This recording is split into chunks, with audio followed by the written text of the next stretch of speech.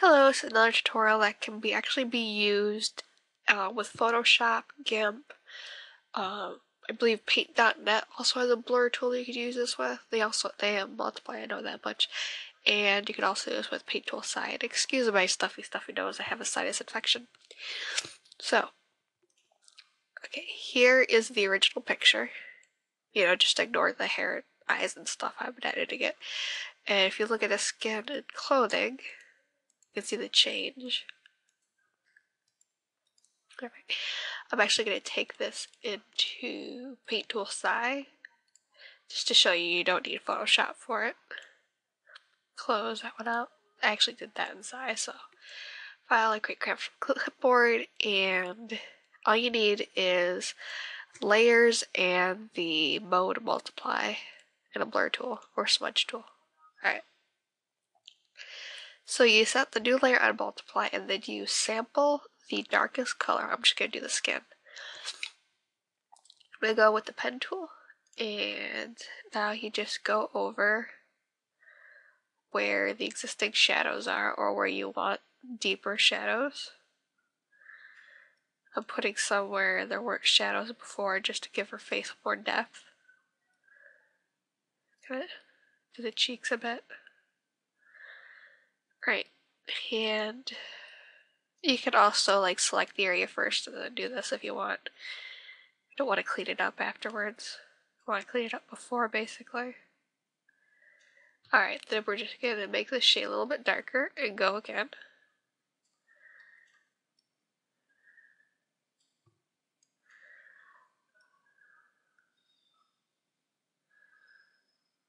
And I'm going to clean this up later, so I'm not really worried about how messy I'm doing it. You can do that as many times as you want, and then you're just going to blur it with any blur tool you have. I personally love Paint Tool Side as a blur tool, so that's why I'm using Paint Tool Side for this. Just going to blur the colors together.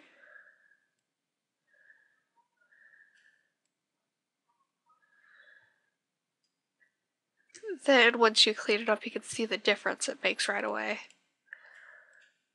And you just have to clean that up to add a little more brightness. New layer.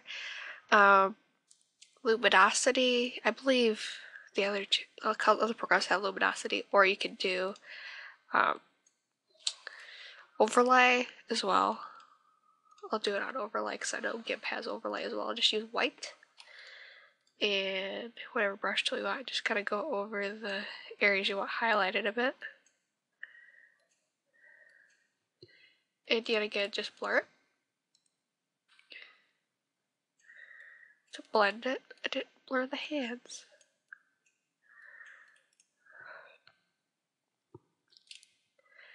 Alright, now for the clothing, it's the same exact process. So multiply, sample the darkest color, and then just go over it.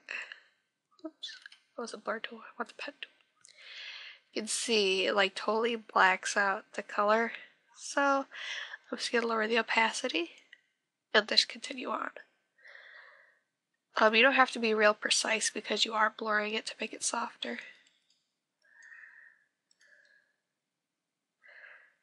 And then you can go darker again, but for the clothing, I think it's dark enough. Just blur it. And then for the highlights, overlay, or luminosity if you have it. I like luminosity, but you can just use white and just kind of go over it.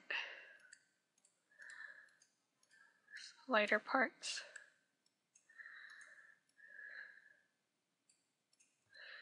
Don't go all the way to the edge unless you want a really strong highlight at that edge. Just kind of go in the middle.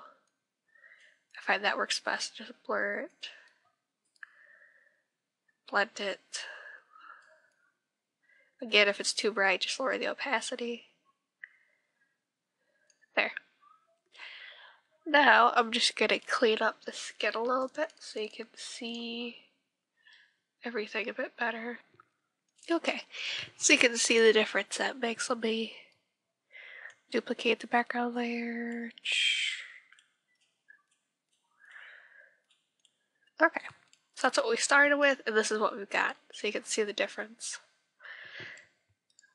It's quite nice. I rather like the effect. And then if you need something more, just go to brightness and contrast settings. I think pretty much everything has this. It just mess with the brightness and contrast. Brighten it up a little bit. Contrast it a bit. There you go. You can see the difference. Real strong now.